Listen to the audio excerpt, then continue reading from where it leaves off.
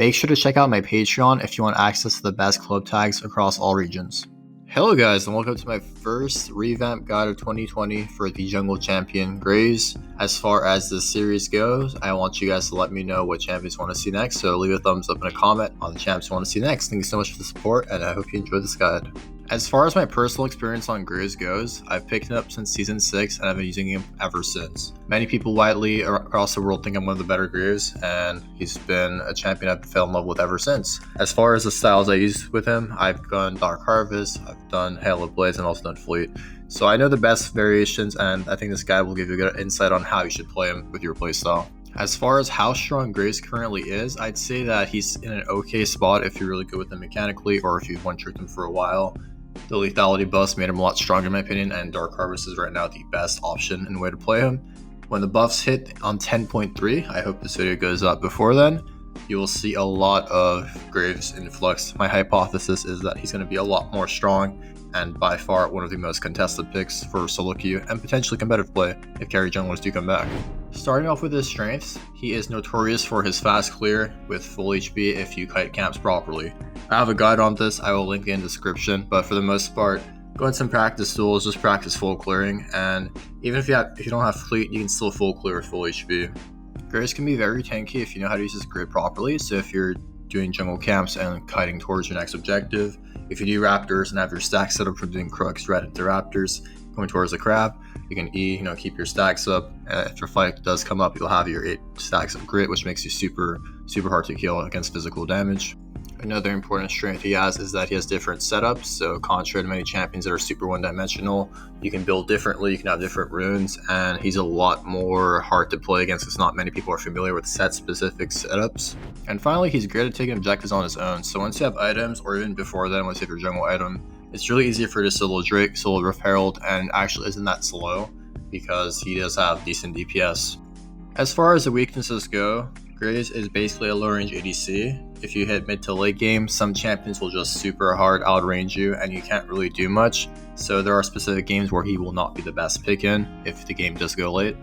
This is why Rapid Fire is such a great item, but for the most part, it's not like every setup will allow you to build Rapid Fire. And champions like Caitlyn, Tristana, once they have their items, it's really hard for you to touch them, even though you have the armor from your True Grid.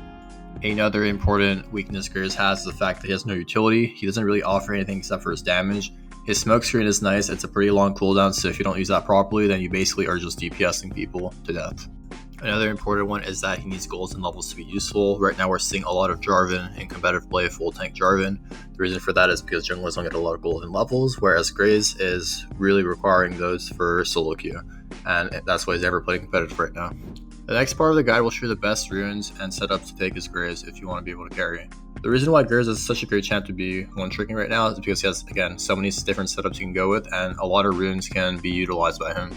For the most common keystone we see nowadays, Fleet Footwork is one of the better ones. After the Stormrazor nerfs, in my opinion, it isn't the best, but if you want to go with Fleet, it is by far the safest and will allow you to full clear your camps with full HP. So if you take Fleet, a great option is Triumph. Overheal isn't that bad, but it requires you to go most likely Ravenous Hunter for domination, which we'll talk about later. Presence of Mind is never really worth it. As far as the second row goes, Alacrity, Tenacity, and Bloodline are all extremely good on him. Again, it comes down to your item build, but for the most part, if I go Fleet, I'm going Triumph, Alacrity. And for the last row, this one really comes down to your playstyle. Are you a frontliner? If so, take Last Stand. Are you a cleanup artist? Take Luke Cross. And if you're against several tanks that stack HP, then Cut Down is always a great option as well. So if you're going Domination as your secondary tree, you can go Sudden Impact. I'd say that is the most easy one to proc, even though lethality on Sudden Impact got nerfed a few months back. It is still really easy to proc and low cooldown. I'm not really a fan of the second row though. The Puro, Zombie Ward, Eyeball Caution aren't the best. I think you should go with Realmless Hunter or Ravenous. If you're taking Overheal, I go with Ravenous. If not, if you want better ganks, Realmless Hunter is good. So Domination is a viable secondary, but I don't really always go for it. However, the typical secondary route that I use is Sorcery, and the one I've been experimenting with has been Nimbus Absolute Focus. You can also go Absolute Focus Water Rocking if you want more river control, faster objectives, etc., more movement speed if you're getting chased down river. But for the most part, Nimbus Cloak will give you the best fighting and the best catching up to people for ganks and such. I'm not really a fan of the resolve tree, but you can take conditioning, you can take bone plating, you can take revitalize, overgrowth. All these are decent options, but again, for the most part, I don't really take those. And final option, if I take fleet, I go magical footwear into cosmic insight. It helps you get your E off a lot faster, and you can overcap your CDR. So it is possible. I would use that against several champs that are super mobile and hard to catch up with, especially because Graves has low range. The second option, and in my opinion, the best option right now, would be Dark Harvest Graves, aka Lethality Graves. So I take Dark Harvest, Sudden Impact, Eyeball Collection, Relentless Hunter. I don't think any of these should be changed for the most part. I think they're all pretty straightforward and the best if you're going Lethality. And for a secondary tree, you can go either Precision or Sorcery. So when I go Precision, I go Alacrity and Coup which is like the best possible burst, DPS combined. But you can also go Sorcery if you like Nimbus Cloak Absolute Focus. This will drop down your DPS, and you'll also do less execute damage, but it also still can be used to better ganks. The third recent option that came up was from a challenger Graves from Korea. You go Halo Blaze with the exact same runes, but you have stronger early game than Dark Harvest gives you. Halo Blaze is pretty good on him early game. The issue is that it's kind of clunky and buggy, so it is not the best sometimes, but in my opinion, from my personal experience, I've just one-shot 2-tap people several times doing it, so I'm a fan of it. And again, when you go Hell of Blaze, you do get lethality as well with the same secondary tree I gave you guys as an option. As far as the actual stats, I'd always recommend taking attack speed, adaptive force, HP, or MR. So the attack speed is necessary because every single Graves you play, you want to get your E off back off cooldown as fast as possible. The adaptive force gives you more DPS, more clear speed, and you never take armor on Graves because you have a lot of grit from your E that gives you armor. And not many people are aware that you have a lot of base armor as a ranged champion. You have one of the highest base armors for ranged champions. So you always want to take HP or MR. And situationally, I'm taking MR a lot more because I feel like, again, he doesn't have the true grit for his MR. It's only for armor now. As far as pathing goes, Graves is a pretty decent early game jungler. So you can go both for a conservative path and an aggressive path.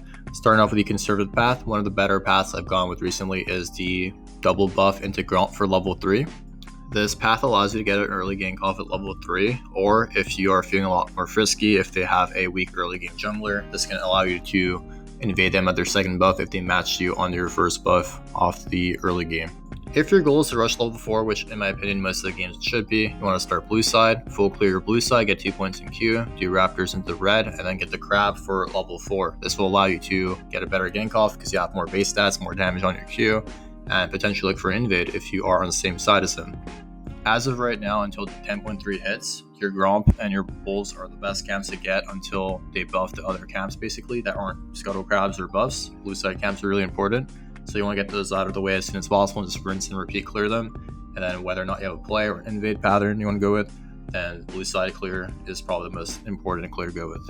So those are the two most conservative paths you can use. There's so many different paths you can go with if you watch my video on paths, which I'll add to the description as well. But for the most part, for aggressive paths, one of the most notorious ones I've been using recently is just starting red buff. If the enemy jungler is starting blue, it gives me an easy window to just dash over the pit, whichever side I'm on, whether it's Dragon Pit or Baron Pit, and then just invading them at their Gromp. This is really strong against junglers that just want to farm early game, something like Karthus. If you have MR runes and you just meet him at his Gromp with red buff advantage, if you have priority mid and top or both lanes are in an even state, then you can definitely do some damage on Karthus and set him behind if you want to get a lead out of that. If your goal is just farm early game and you want to invade the enemy jungler numerous times while his camps get leveled up, then again, another important path would be to do the double buff into Gromp. Once you hit level 3, look for his Raptors, look for his Krugs, and then take Crab for level 4, and then rinse and repeat, look for a gank, reset, and then do the most important camps again, or take his red side camps that are respawn. So many junglers like Jarvan, Elise don't really do those camps early game, and if you ping out where the enemy jungler is and your laners don't die, then you can get a massive lead and then set Elise or Jarvan extremely behind. Now that you know the best path to take on Graves, whether you have a conservative or aggressive playstyle, let's talk about the most important items to build, as again, Graves have a lot of playstyles and a lot of keystones you can go with, so you have to master what to build and when to build it. For Fleet Footwork Graves, I definitely recommend going Red Smite Warrior, and as your second core item, you can get Black Cleaver or Storm Razor, depending on your playstyle. If you're comfortable frontlining, then Black Cleaver makes it a lot easier for you to take damage and get your E off more offensively, whereas Storm Razor is really good for melting targets and just slowing them and self-kiting, but again, you are squishier. So try to get tier 1 boots in between these two items. Once you have your Warrior and your boots into your second item, you want to make sure to finish your boots. So Tab Iron, Merc Treads are by far the best options. Greaves and like other boots aren't really worth taking because again, you're more of a frontline ADC and have to be able to survive the most important bursts, whether it not be physical damage, auto attacks, or basically heart CC, magic damage, etc. Once those 3 items are complete, then rapid fire, cannon, or phantom dancer are your next bet. If you're not going to build Maw, then go RFC. If you feel like you need range, go RFC. If you have assassins diving you like Cal and Akali, then PD is probably a must. Once you have that complete, i.e. Maw and DD are your 5th item, you have to pick one. What is the most important? Are you lacking damage? Do you have too much magic damage? Or do you have to survive the physical burst?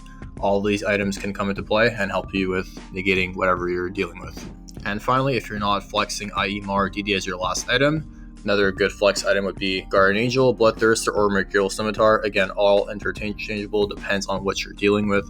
But for the most part, I recommend going GA and then selling that and then buying another important item. So your build will cap at 50% or 75% crit. Don't worry about that. You do a lot of damage and you don't even need 100% crit. The other items are just a lot more useful and the extra minimal crit isn't the biggest deal or end of the world. For Dark Harvest Graves, again, the one I personally prefer right now, Blue Smite Warrior is going to be your most important item. If you're going for Nimbus Cloak, then Red Smite Warrior is also good. If you're not taking Nimbus, I'd recommend Blue Smite for sure. Once you have that complete, and again, if you're building tier 1 boots early, Umbral Glaive or Ryumu's will be your first item because they're just the most important items right now, depending on how fed you are. One gives you MS, one gives you war clearing, which is right now, again, really important for the jungle role, but I don't know how important it'll be next patch. After that, boots are a similar concept to Fleet Footwork Graves, but for the most part, if you're really fed or have a front line, you can go Greaves instead for the attack speed because you won't really be building any attack speed. After that, the next item, again, everything is super situational. This variation of lethality Graves has a lot more options, but for the most part, I definitely recommend finishing your second lethality item first. So whether you're building Yumu's, Duskblade, or Edge of Night as your second lethality item, it doesn't really matter, but for the most part, if you do need defensive stats, if they're heavy AP, they can get an early Hex Drinker as well. Once your second lethality item is complete, this is where you have to make a choice. Are you lacking range? Rapid fire is a decent alternative. You're not really building crit, you're just getting the extra range on your auto attacks because it's a lot harder to hit, again, high range champions. You can get a Maw if they're heavy AP and you feel like you need a shield and potential lifesteal, or just get a Last Whisper or a Black Cleaver if they're stacking armor. I'm not really a fan of Black Cleaver on this variation of Grizz because you will overcap on CDR, and for the most part, you're building a one-shot, not DPS tanks to death, so Last Whisper is definitely a lot better in my opinion. And finally, your last item, similar to the Fleet Footwork Grizz, your last item will be interchangeable, so any of the items you haven't bought previously that I mentioned, or just in general if you want more DPS, if you bought an early rapid fire, last item IE isn't the worst, but for the most part, I'd always say get GA, because you want to be as useful as possible, come back into the fight and just eat a lot of cooldowns. Something to note on both builds, again, Dark Harvest and Hail of Blaze Grizz are the exact same builds. Fleet Footwork is if you're going for crit. Early executioner is always good if necessary. If you're against Vlad, Akali, a lot of champs that have a lot of built-in sustain, then early executioner after your jungle item is really crucial and can change the game. Another important thing is that Lord Dominic's Regard Mortar Miner can always be built as a 5th item as well. I didn't mention them because I want to make sure you definitely know it's an option for you on both setups. And finally, an early Doran's Blade on all variations of Grizz is also always useful. So if you want to get an early D-Blade after your jungle item, or just have weird goal after buying your early Smite, then D-Blade is the way to go. As far as jungling goes, matchups are extremely important, but however, Grizz does not really have any bad matchups. As far as its good matchups go, he's really good into melee champs with skill shots. So champs like Jarvan, Lee Sin, and he's also one of the few counters to Olaf. So these champions all have to basically jump onto you. This is why you only auto attack them when you're in range and then use your E to dodge their spells. This makes it so you choose every fight you're a part of, and whether or not using your E offensively or defensively comes down to the laner's interaction. But for the most part, you should never be able to dive these champs if you're using your E properly 1v1. As far as your bad matchups go, there's several champs I wanted to address. So early game AP champions like Elise and Italy, if you enter Fog of War or something and they hit their skill shot on you, you can definitely die early game. But if you take out Marvins, and you can still probably duel them if you can dodge their skill shots. You just have to be careful to face check them and not basically fight them on your own if your teammates are not there. Kindred is also something that can be really annoying for you if she does get levels and scales, but you can definitely kill her early game. You just don't want to get to the point where she has her extra stacks for her range, and you should be fine for the most part. Honestly, one of the matchups I've had issues with, even in high elo, has been like Master Yi. I think Master Yi, Taric Funnel are getting nerfed, so you're going to be fine for the most part, but in lower elos, I think you're going to see a lot of Master Yis. The reason why Mastery is so oppressive versus Graves is similar to Oli's and Nidley. He can stick onto you, and for the most part, you don't really have any hard CC. So once he has items, you can't really do much except buy a stopwatch, and basically have to put off your teammates CCing him to be able to kill him. But early game is no issue at all, obviously. As far as Graves' mechanics go, he's kind of been dumbed down similar to Nidley. He doesn't really have the R animation cancel a lot of people loved, but he still has a few mechanics you can definitely use in some games.